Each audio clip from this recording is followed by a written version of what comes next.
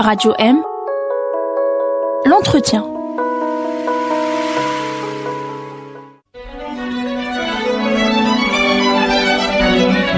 Pour bien s'entendre, il faut bien s'écouter. Rendez-vous sur M, la petite radio du Grand Maghreb. Amis auditeurs, bonjour. Nous nous retrouvons sur Radio M dans cet entretien avec M. Abdelrahman Slimani, président de La Promesse, l'association pour la promotion des métiers de la consultance en entreprise. Monsieur Slimani, bonjour. Bonjour. Merci d'être avec nous. Vous avez une actualité, c'est pour ça que nous sommes ensemble sur Radio M. Vous organisez le 15 et le 16 avril prochain le deuxième SNAC. Vous nous expliquez ce que c'est le SNAC. Nous, on aime bien l'acronyme. Voilà. Qu'est-ce qu'il y a dedans? Je vais commencer par remercier Radio M de nous avoir invités. Ma présence aujourd'hui, c'est un moyen de communiquer sur le salon. Et donc, on démarre aujourd'hui avec vous, grâce à vous, le plan de communication du salon. Alors, le SNAC signifie tout simplement Salon national algérien du consulting. Salon national algérien du consulting, pour lequel on va avoir une deuxième expérience. Donc, c'est la deuxième édition, puisque la première s'est déroulée au mois de décembre 2015 sous le haut patronage de Monsieur le Premier ministre.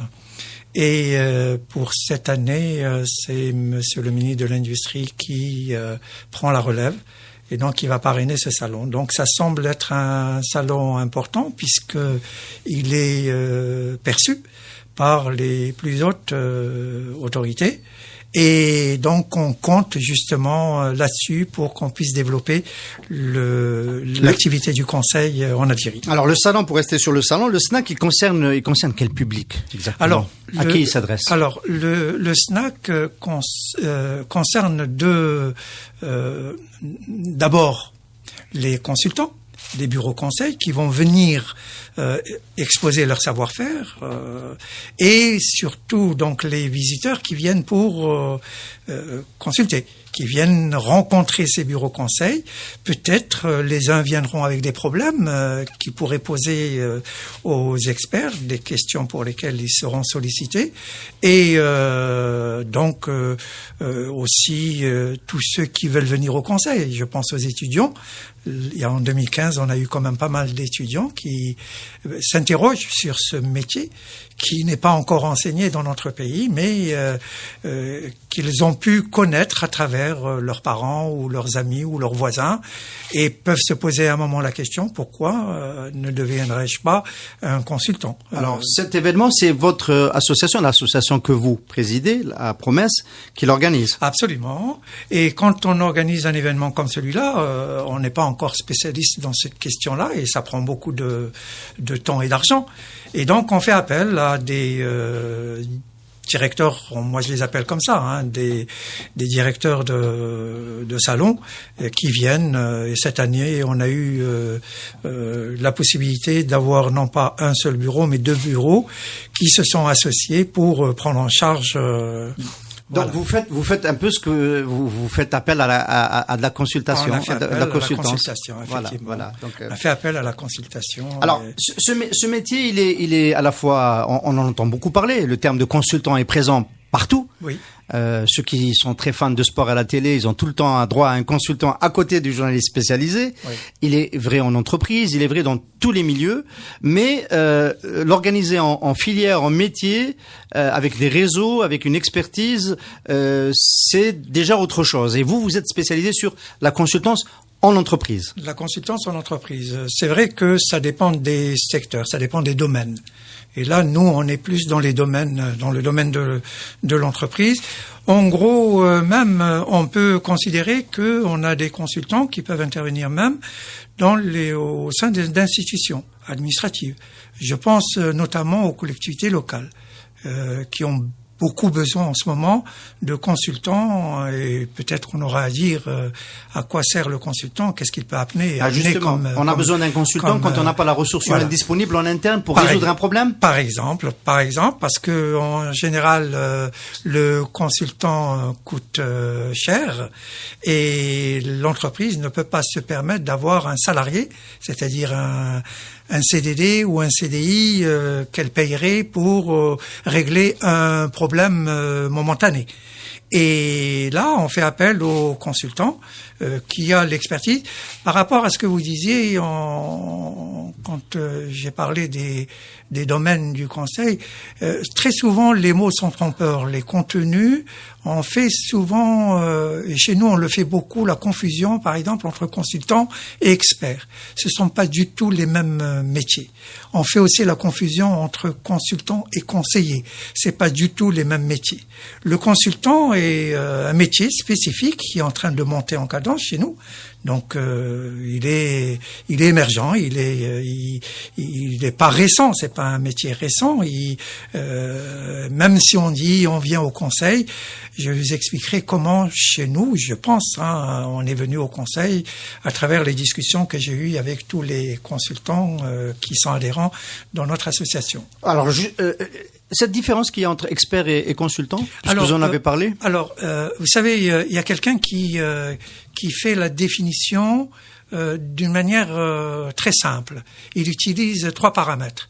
Il utilise la qualification, il utilise l'expérience, et il utilise aussi le 3e paramètre qui est sa spécialité, voilà. Est-ce que ça entend pas quand même un peu sur la définition de l'expert? Quand on dit expert, en général, l'expert est quelqu'un qui est réglementé d'abord sur le plan juridique. Il est admis par les autorités. Donc il y a un règlement, il y a un ordre, il est régulier. Voilà. Alors que le consultant ne l'est pas du tout. L'expert, c'est quelqu'un qui doit rendre compte. C'est-à-dire, j'utilise un expert, il va me faire le travail que je lui demande de faire. Et je suis prêt à l'acculer en justice si le travail n'est pas fait tel que le contrat le stipule. Le consultant, non. Pourquoi le consultant, non? Parce que le consultant, même s'il est spécialiste, il arrive avec des solutions quand le problème lui est posé. Mais il n'est pas censé mettre en œuvre cette solution. Ce sont les cadres de l'entreprise qui vont la mettre en œuvre. Je vous prends un exemple. Moi, je suis surtout dans la gestion des ressources humaines et la formation. On me dit, écoutez, on a une grille des salaires, on a besoin d'une autre grille qui permet de gérer des salariés spécifiques. J'ai écouté le problème, je mets en place avec l'employeur la solution, et après je laisse l'application de la grille. Il peut y avoir des non-conformités dans l'application de la grille, mais c'est pas moi. Donc j'ai pas de compte à rendre à l'entreprise. Moi, je suis évalué sur les moyens. Donc je dis voilà la solution, à vous d'en faire ce que vous voulez quoi. Donc maintenant on va plus loin dans les pays en constatant cela, on dit écoutez, je vous recrute en tant que conseil, mais je veux des résultats. Et dans ce cas, le contrat n'est pas le même. Très bien. Alors, on a bien écouté. Vous allez prodiguer des solutions à celui qui fait appel à votre intervention. En règle générale, on a le sentiment que ce sont des entreprises importantes qui ont les moyens, qui ont de la trésorerie, qui font appel au conseil extérieur et à la consultance. Est-ce que c'est vraiment le cas? Alors, d'abord, je vous reprends juste sur le terme de solution. Quand je dis le consultant apporte les solutions, il est copropriétaire de la solution, parce que le meilleur consultant est celui qui produit avec le client. C'est-à-dire, il vend son produit de cette manière et s'assure que les gens sont en mesure de mettre en application cette solution. Donc, on parle de coproduction avec le consultant. Et donc, par rapport donc maintenant à votre question, qui consiste à dire qui consomme vos services? Voilà. Depuis le programme de mise à niveau, c'est beaucoup les PME, puisque les PME participent au financement de la consultance. Ils participent à 25% du montant, et donc le reste, c'est le programme, c'est le fonds qui a été consenti par le gouvernement pour mettre à niveau les entreprises. Et s'agissant des grandes entreprises, j'ai participé à des à du consulting au niveau des grosses entreprises. Je cite SNTA, je cite Air Algérie. Si on considère que ces entreprises sont celles à qui on doit pas penser quand on parle de grosses entreprises. Il n'y a pas de doute là-dessus. Mais pour nous, et je dis pour nous, c'est-à-dire l'association s'intéresse davantage aux PME. Et donc le travail du consultant, c'est d'abord faire de la prospection, c'est-à-dire inciter la PME et lui montrer les bons côtés et toute la valeur ajoutée que peut apporter un consultant s'il est pris par la PME. Parce que la PME n'est pas encore... actuellement, je travaille avec une PME, c'est-à-dire une entreprise privée qui a un effectif de 60 personnes. Ils n'ont pas beaucoup les moyens, mais le chef d'entreprise a eu l'idée, parce qu'il s'en sortait pas, et il dit, écoutez, moi j'ai des problèmes d'organisation. Est-ce que vous pouvez m'aider? Et donc le consultant vient et il écoute son problème. Et donc, moi, ma démarche personnelle, c'est quand on dit on a des problèmes d'organisation, c'est pas un problème. C'est pas un problème. Qu'est-ce que contient ce mot? C'est quoi? Il faut le déconstruire problèmes, et aller dans le... Et donc, je dis, bon, je viens vers vous, je passe 2-3 matinées pour faire une liste de ce que vous appelez organisation.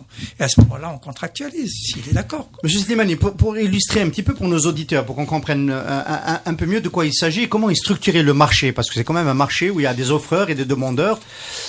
Ooredoo a changé de PDG il y a 6 mois, il y a un nouveau PDG qui est arrivé, il a besoin de faire un audit, oui. Il a besoin de réfléchir sur ce qui s'est fait avant de proposer peut-être un redéploiement. Lui, est-ce qu'il va faire appel à de la consultance algérienne, il va venir auprès de la promesse, ou est-ce qu'il va automatiquement voir McKinsey qui travaille déjà avec Ooredoo à l'international? Alors McKinsey, ce que je disais tout à l'heure, va prendre des Algériens. Mais lui, il prend la grande marque, c'est-à-dire les Big Five, les gens qui sont connus à l'international et qui sont installés aussi chez nous. Ce sont les premiers consultants des années 70.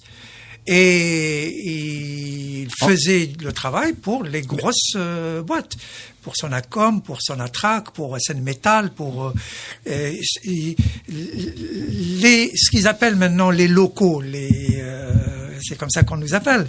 On fait appel à nous parce qu'on a besoin de nous. Donc, si j'ai bien compris, le marché, le grand label assure le rendu, la restitution, coordonne, fait l'ingénierie, mais la sous-traitance, le travail précis en entreprise, ce sont des consultants algériens qui le font. Absolument. Absolument. Vous pouvez interroger tous les consultants. C'est une bonne ou c'est une mauvaise chose? C'est une bonne chose dans la mesure où, avec ces grosses boîtes, on apprend le métier. Parce que c'est un métier pour lequel il n'y a pas de formation encore en Algérie. Ça, c'est un problème, un gros problème. Et donc, les gens apprennent sur le tas, comme on l'a fait pour tout. J'aime bien les gens qui disent, au lendemain de l'indépendance, on a pu gérer son attraque. Parce que c'était des Algériens, les étrangers sont partis, il fallait bien conduire la machine, quoi. Donc, et les gens ont appris sur le tas. Et maintenant, vous savez que dans le domaine de la formation, les modèles qu'on préconise, on dit à ceux qui achètent de la formation, ne vous leurrez pas. Parce que la formation, c'est seulement 10% de ce que retiendra celui qui est formé. Tout le reste, c'est sur le terrain. Mais il faut le penser, et il faut le suivre, et il faut le mettre en œuvre. Et donc, quand on parle aujourd'hui, vous savez, le cas des départs en retraite, etc., est-ce qu'on l'a préparé? Est-ce qu'on a dit aux gens, écoutez, vous allez partir dans 5 ans, il faut me préparer cette personne à votre mesure. Il faut qu'il ait les mêmes compétences. Qui a pensé à sa personne? Et voilà que les entreprises disent, écoutez, les compétences sont en train de partir, qu'allons-nous faire avec ces jeunes qui sortent de l'université? Je les il y a un problème de transmission et un problème de planification. Je les sous-estime pas, tout cela. Ils ont des connaissances, mais ils n'ont pas le savoir-faire. Il faut mettre en œuvre ces connaissances. Monsieur Slimani, vous parlez donc votre association fait la promotion des métiers de la consultance. Est-ce qu'il y a une petite histoire qu'on peut raconter de votre métier? Par exemple, il y a eu un grand moment c'est évidemment celui de la mise en niveau des entreprises, vous en avez déjà parlé, Oui. PME, mais autant il a soulevé d'espoir, parce qu'il y a beaucoup de cabinets conseils algériens qui se sont constitués à cette occasion, autant il a laissé un peu des séquelles et des stigmates, parce que nous, journalistes, nous savons que beaucoup de cabinets ont disparu parce qu'ils n'ont pas été réglés par les pouvoirs publics. Qu'est-ce qui s'est passé à ce moment précis? Alors, l'histoire du conseil en Algérie, c'est mon interprétation, c'est que les gens sont venus au conseil parce que un jour, partant à la retraite, on leur a fait appel. Donc, si on leur a fait appel, c'est qu'on leur reconnaît des compétences que ces entreprises n'ont pas. Et donc, la personne est venue, elle a réglé le problème.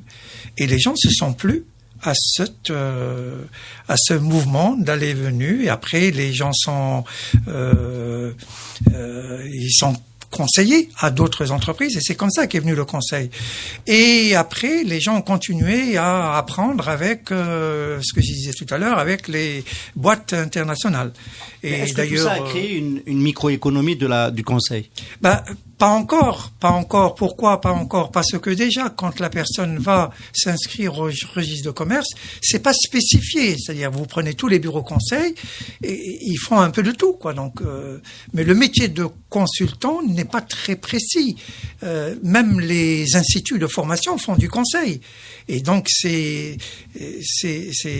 vrai que la profession de consultant est ouverte, mais il y a quand même des frontières à dessiner et faire en sorte que je ne peux pas vous donner le registre de commerce de pharmacien si vous n'avez pas le diplôme de pharmacie, si vous n'avez pas je veux pas en arriver là, mais je dis quand même il y a des choses à débrousser là-dedans. Vous rentrez dans les annuaires du CNRC ou d'ailleurs, vous allez voir que le contenu des missions sont très larges pour pouvoir parler de bureau conseil. Alors, cela ne vous empêche pas, Monsieur Slimani, donc président de la Promesse, de mettre votre deuxième salon dédié à la filière, le SNAC, sous le mot d'ordre « La consultance, une force au service du développement ». Alors, on a envie de demander comment. Voilà. Donc voilà comment on perçoit la chose, nous, au niveau de l'association. Vous avez bien fait attention, dans mes réponses, il y a des choses qui me sont personnelles, telles que je les sens, telles que je les interprète. Il y a des choses que je mets au-devant de notre association. Notre association a pensé qu'il était utile, puisque les consultants sont des gens du terrain, et connaissent la PME, puisque c'est de celle-là qu'on parle, et qui sont à même de faire écho aux autorités pour dire voilà comment les choses se passent. Ça, c'est un aspect de votre question.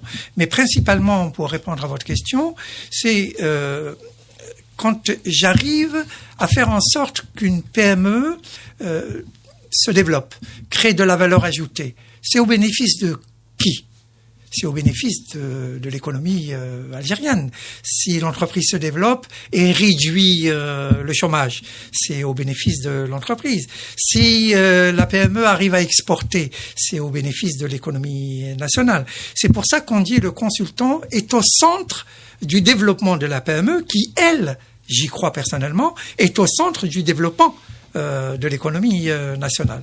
Et d'ailleurs, vous l'avez remarqué que actuellement, au niveau des autorités, au niveau de la politique, on dit il vaut mieux développer la PME plutôt que de continuer à développer les grosses entreprises. Parce que le potentiel de création d'emplois est au moins plus important que celui des grandes entreprises. Monsieur Slimani, vous avez donc cette capacité à évaluer les politiques publiques. Vous l'avez déjà fait avec la Promesse. Vous avez tenté d'évaluer le programme national de mise à niveau des PME, qui a consommé quand même près de 4 milliards de dinars, qui est quand même un programme conséquent. Et vous avez pu aider les pouvoirs publics, le ministère de l'Industrie, sur ce chapitre? Écoutez, on peut pas dire on les a aidés. C'est une initiative de l'association qui a fait un document avec les consultants, avec les échos, les pratiques de tous les consultants à PME, et on a fait un rapport qu'on a envoyé au ministère de l'Industrie. Pas de réponse. Nous, on a fait une évaluation, mais une évaluation n'a de valeur que si elle arrive à rectifier un certain nombre de choses. Et donc, est-ce que les choses ont été rectifiées? Est-ce qu'on continue? Est-ce qu'on a corrigé ce qu'il fallait corriger? Peut-être que la nouvelle loi donne un peu d'espoir pour avoir le mérite d'avoir précisé un certain nombre de choses. Alors, il s'agit de la nouvelle loi sur les PME. Vous pensez que c'est une loi qui va améliorer l'écoute des tutelles et des pouvoirs publics? C'est-à-dire, moi, j'ai eu à étudier la loi de 2001. Et j'ai vu celle qui vient d'être promulguée, celle de 2017. Et même si on perçoit des redondances, on peut se poser la question pourquoi? Est-ce qu'il y a des redites? Est-ce que parce que c'est pas épuisé? Est-ce que c'est parce que ça n'a pas encore été mis en œuvre? Mais ce que je trouve à la nouvelle loi, c'est que les objectifs sont plus clairement définis. Et donc à partir de là, si les autorités le souhaitent, nous en tant qu'association ou d'autres personnes dont est le métier, parce que c'est un métier aussi à développer, l'évaluateur des politiques publiques. Vous savez, récemment j'ai assisté à un forum qui s'est déroulé sur l'évaluation, qui s'est déroulé à Marrakech. C'est fou le nombre de pays africains qui ont développé le métier de l'évaluation des politiques publiques. C'est dingue. C'est-à-dire quand je dis c'est dingue, ça veut dire qu'ils n'ont pas la posture qu'a notre pays. Et pourtant, ils arrivent à le développer. Est-ce que c'est pas lié? Nous avions ici un expert, justement, consultant la semaine dernière, donc un économiste des transports, ingénieur économiste, monsieur Kligolat. Est-ce que c'est pas lié aux exigences des bailleurs de fonds? Quand on a des programmes de mise à niveau ou des programmes d'infrastructure avec un financement multilatéral, l'évaluation de la politique qui est conduite est généralement aussi une exigence. Oui, là c'est. Et chez nous, on n'a pas ce problème. Là, vous m'amenez on n'a pas ce problème puisque nous, on n'est pas on n'émarge pas à ces programmes et à ces financements, et donc on n'a pas besoin d'évaluer jusqu'à maintenant. Quand on parle donc d'évaluation et on parle des bailleurs de fonds, on pense souvent aux objectifs de développement durable. L'Algérie est signatrice de ce qui s'est fait en 2015 au niveau des Nations Unies pour un certain nombre d'objectifs qui sont au nombre de 17, et les bailleurs de fonds mettent de l'argent pour que, par exemple, il y ait égalité hommes-femmes, pour qu'il y ait réduction de la famine dans le monde. Enfin, ça c'est un aspect. Concernant notre pays, moi je me pose la question, est-ce qu'une autorité, quelle qu'elle soit, n'a pas intérêt à ce qu'il y ait des personnes neutres qui puissent dire, écoutez, ce qu'on a fait, est-ce que vous pensez que ça atteint ou pas ces objectifs? Des gens neutres, c'est-à-dire, le problème est là, c'est-à-dire si les décideurs qui ont mis en place une politique, c'est eux-mêmes qui évaluent, il y a quelque chose qui ne va pas. Moi, en tant que quelqu'un de neutre, je vais dire, écoutez, on parle de climat des affaires, mais voilà ce que les entreprises disent en termes de financement, voilà ce qu'ils disent, etc. C'est un écho que les autorités publiques doivent... Ce sont des thématiques que vous allez pouvoir aborder durant le snack? C'est-à-dire, oui. On a, dans le snack, on a prévu effectivement on a demandé au ministère de l'Industrie lourde de venir faire l'économie de la lecture de la loi pour que les gens s'en imprègnent et que le parterre, donc les gens puissent dire oui, vous avez prévu cela, mais comment va-t-on le faire? Est-ce que vous avez les difficultés qu'ont nos lois, c'est que elles ne préparent pas à l'avance les textes d'application. Et donc, quand on regarde une loi, on dit où sont les textes d'application? Parce que ça, on le ressent sur le terrain. Alors, si je me mettais du côté des entreprises, oui, et je regardais vers la promesse, peut-être que l'offre de la consultance n'est pas encore exhaustive. C'est-à-dire, si on est spécialisé dans un secteur, tout à l'heure on a évoqué une entreprise de pêche, mais ça peut être nous, par exemple, dans le digital, le conseil, la consultation dans ce domaine-là, elle est encore incomplète. C'est dû à quoi, monsieur Slimani? Dans le forum qu'on va dérouler pendant le salon, il y a un atelier qui va se dérouler sur la question du digital. Donc, je vous invite à venir écouter les personnes qui sont spécialisées dans ce domaine. On pourra en tirer profit. Mais quand on parle de l'association, l'association a été créée en 2012. C'est une association qui est professionnelle, l'association professionnelle, qu'on estimait d'utilité publique. C'est-à-dire, au début, les adhérents nous demandent de les aider à trouver du boulot. On dit, c'est pas notre travail. Nous, notre travail, c'est de promouvoir le métier du conseil et qui servira au pays. C'est ça qu'on veut. C'est-à-dire, nous, on a un programme, on veut faire de la formation, on veut faire de la certification. Il faudrait que les gens qui rentrent dans le conseil montrent un certain nombre de compétences. Est-ce qu'ils sont prêts, même si on dit que le marché, c'est lui qui sanctionne le bon ou le mauvais consultant. Mais les entreprises ne connaissant pas, on n'a pas suffisamment de recul pour avoir, et on n'a pas suffisamment de consultants. On est loin d'avoir le consultant qu'il faut. C'est ce que j'étais en train de dire. Pour pouvoir faire le choix et dire, tiens, nous, on ne fait pas encore de sélection. C'est-à-dire, les adhérents, on a des critères pour entrer dans l'association. Bon. Monsieur Slimani, le deuxième snack arrive dans une conjoncture d'austérité qui est en train de s'installer, d'une année sur l'autre. Le dernier, c'était en décembre 2015. Le premier, vous aviez tenu. En 2015, 2015. Est-ce que vous diriez que la rationalisation des dépenses publiques, le contexte de rareté des ressources, etc., c'est quelque chose qui est plutôt incitatif pour se retourner vers les consultants et essayer de tendre vers la performance en entreprise déjà? Vous savez, cette question... Ou est-ce que c'est une mauvaise nouvelle, y compris pour vous? Non, c'est une question qui est intéressante pour interpeller les pouvoirs publics. Voilà un salon qui va revenir surtout au développement de l'économie, qui aurait pu être financé par les autorités et faire venir le maximum de consultants, parce que ces consultants, par rapport à 2015, peut-être sont moins dotés pour pouvoir louer un stand et faire la publicité de leur service. Monsieur Slimani, vous dites, il aurait dû être, peut-être, compte tenu de ce contexte, être financé par les pouvoirs publics. C'est pas le cas. C'est pas le cas. C'est pas le cas. Et donc, c'est quoi votre modèle économique? Alors, nous, on fait appel aux sponsors. En 2015, on a eu un seul sponsor à 100 000 dinars. Donc, c'est-à-dire même à ce niveau-là, on n'y croit pas beaucoup. C'est-à-dire, on préfère sponsoriser quelqu'un qui fabrique du chocolat que on est toujours dans l'investissement immatériel, quoi. Donc, absolument. C'est-à-dire parce que le consultant, il vend du vent.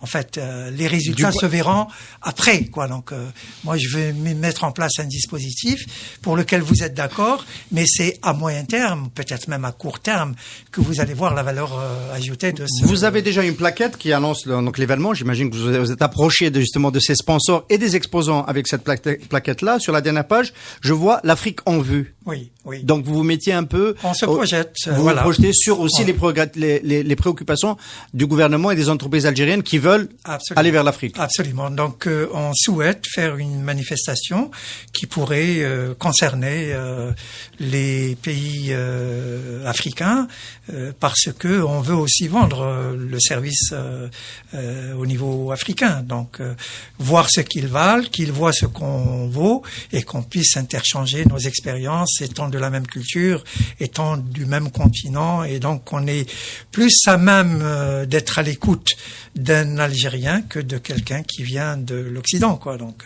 parce que on est un peu de la même pâte, je dirais, quoi. Donc. Je rappelle, Monsieur Abdelrahman Slimani, président de la Promesse, votre rendez-vous le 15-16 avril prochain pour le deuxième salon national de la consultance. Merci d'avoir été l'invité de l'entretien. Merci de nous avoir invités. Et puis bon, je vous invite à venir participer nombreux à cet entretien qui va se dérouler au Palais de la Culture, donc le 15 et le 16 avril. Merci. Merci.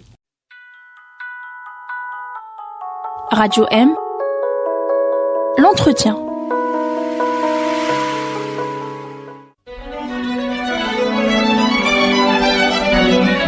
Pour bien s'entendre, il faut bien s'écouter. Rendez-vous sur M, la petite radio du Grand Maghreb.